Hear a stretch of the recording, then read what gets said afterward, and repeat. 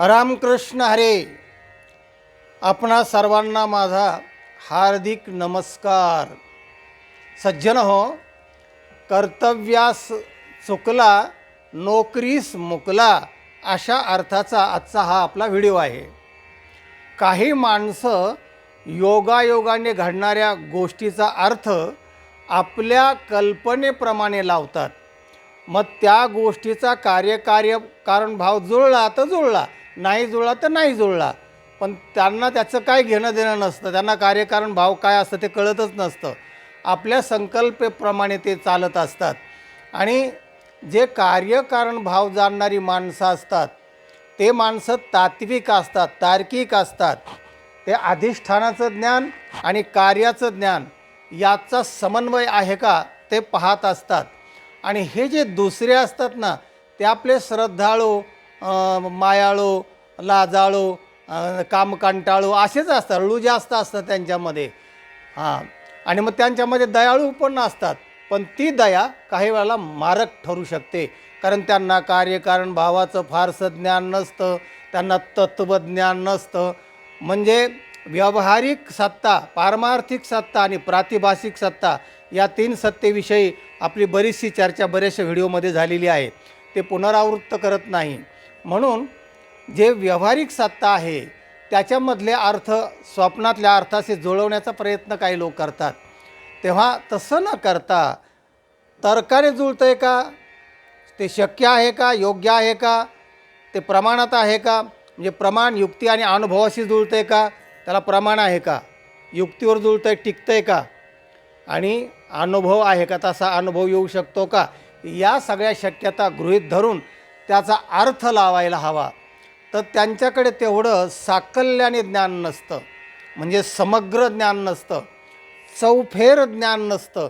आणि त्यामुळे ते एकांगी अर्थ काढतात आणि त्यामुळे स्वतःला किंवा दुसऱ्याला धोका होऊ शकतो. दृष्टांत पहा. एक श्रद्धाळू माणूस एका उद्योगपतीकडे वॉचमन म्हणून काम करत होता. त्याच्या बंगल्यावर द्वारपाल म्हणून तो काम करायचा. श्रद्धाळू होता, देवधर्म वगैरे जाणणारा असा. आणि झालं बऱ्याच वर्ष तो काम करत असताना एकदा अशी घटना घडली की रात्रीच्या तो ड्युटीवर होता. आणि रात्रीची ड्युटी संपल्यावर तो सकाळी घरी मालकाच्या बंगल्यावर गेला.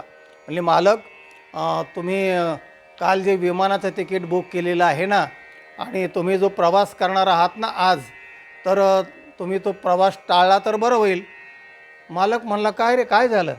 म्हणले, आज माझ्या स्वप्नामध्ये असं आलं की त्या बाजूला, ज्या बाजूला तुमचं विमान जाणार आहे त्या बाजूला मोठं वादळ होणार आहे, तिथे दुर्घटना होणार आहे मोठी, आणि त्याच्यामध्ये तुम्हाला धोका संभवू शकतो.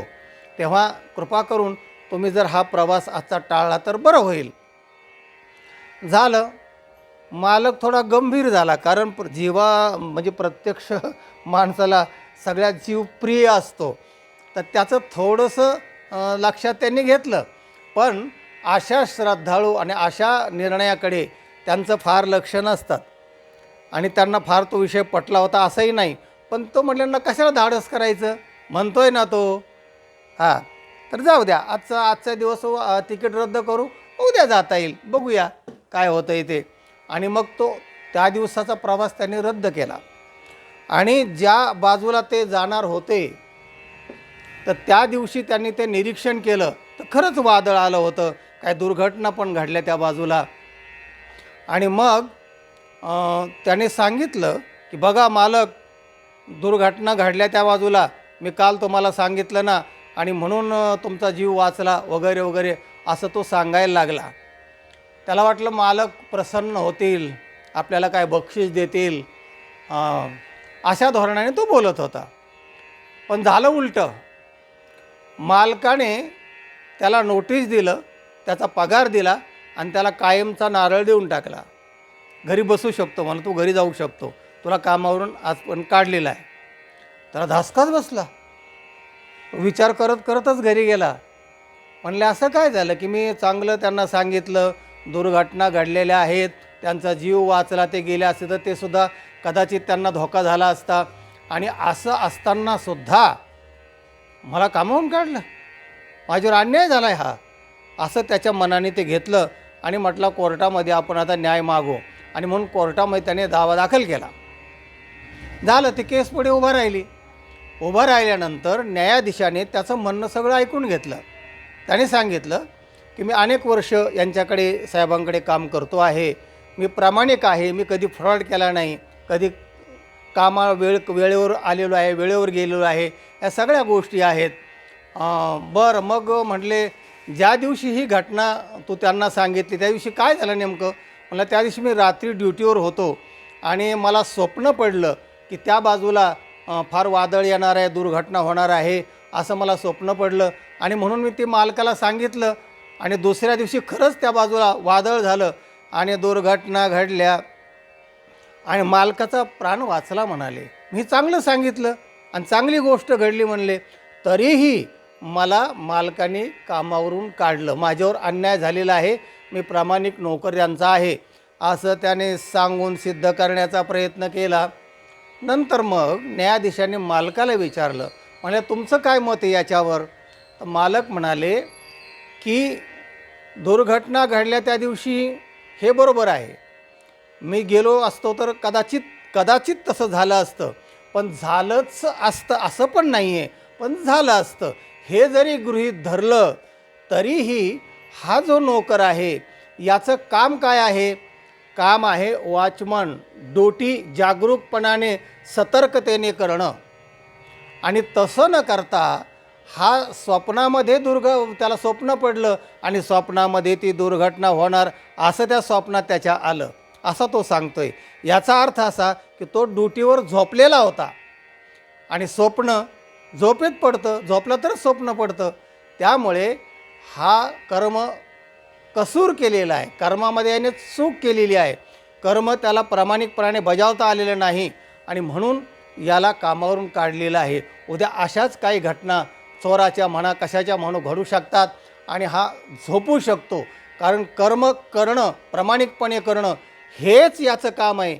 हे काम न करता याच्या कल्पनेप्रमाणे स्वप्न पडलं आणि त्या गोष्टी अशा होणार आणि मग काकतालीय न्यायाप्रमाणे किंवा ज्या योगायोगाने घडणाऱ्या गोष्टी आहेत त्या त्याला जुळल्या म्हणून तो हा दावा करीत असला तरी त्याने आपल्या कामामध्ये कसूर केलेला आहे आणि ही त्याची चूक आहे.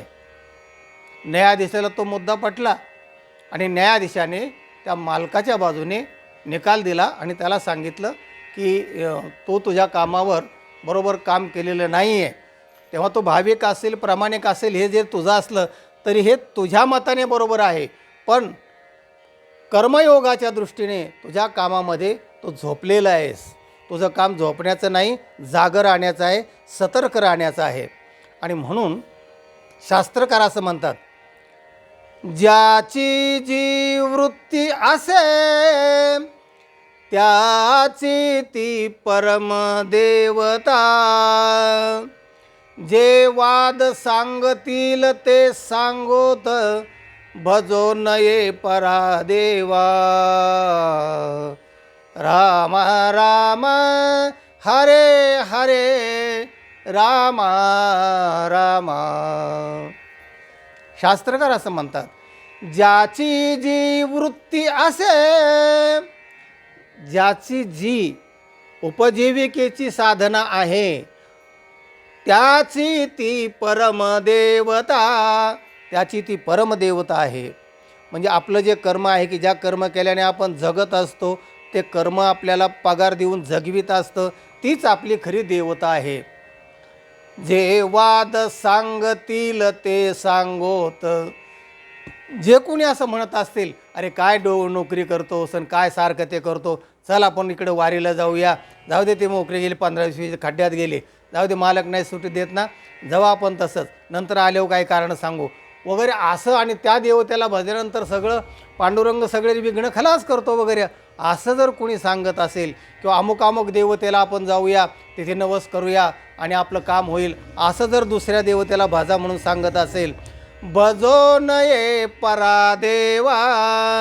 आपलं काम आपली परमदेवता आहे, ते सोडून दुसऱ्या देवतेला भजू नका, असं शास्त्रकारचं म्हणणं आहे. जे वाद सांगतील ते सांगोत. कोणी काय पटवित असेल ते पटवू दे त्यांना. भजो नये परादेवा आ, दुसऱ्या देवतेला भजू नका. म्हणजे सांगायचं तात्पर्य अर्थाचं आहे की आपली ती मोठी खरी देवता आहे, ते आपलं कर्तव्य कर्म आहे. मा फलेषु कदाचन कर्मण्यवाधिकार असते. आणि ते नुसता अधिकार असते नाही, तर ते कर्म कर्तव्य जे आहे ना ते चोख बजावणं. आणि ते जर चोख बजावता आलं नाही, कर्म कसूर केला तर काय परिणाम होतो ते या व्हिडिओमध्ये सांगितलेलं आहे. आणि त्याचा हा तात्पर्य अर्थ आहे. हा व्हिडिओ इतरांना पाठवा, लाईक करा आणि ज्यांनी चॅनलला सबस्क्राईब केलेलं नाही त्यांनी सबस्क्राईब करा. रामकृष्ण हरी.